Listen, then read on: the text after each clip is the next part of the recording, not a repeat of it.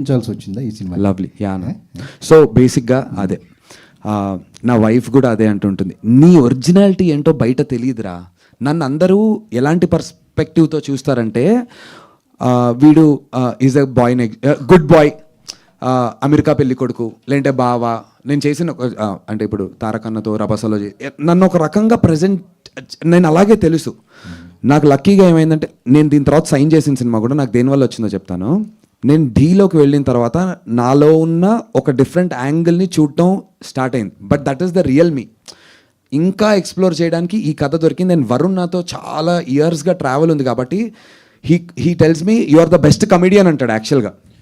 వీళ్ళు every month ఒకసారి he hangs out in a party అండి విత్ ఆల్ ద కమెడియన్స్. ఒక వాట్సాప్ గ్రూప్ ఉంది, చూపిస్తుంటాడు అక్కడ నుంచి వచ్చిందో ఎక్కడి నుంచి వచ్చిందో. ఊరికైనా ఇతను ఒక్కడే మెయిన్ స్ట్రీమ్ కమెడియన్ కాదు ఆ గ్రూప్లో, బట్ వాళ్ళందరితో మోస్ట్ ఇమిడిపోతాడు. బికాజ్ నందుది ఒక great skill, is a great ఏమంటారు దాన్ని, mimicry artist. Yeah, he can imitate any actor effortlessly, వైబ్లోకి వెళ్ళిపోతాడు. సో తనతో పని చేసేటప్పుడు I see behind the scenes కదండి, was very funny. See you at the usual spot, 10 p.m.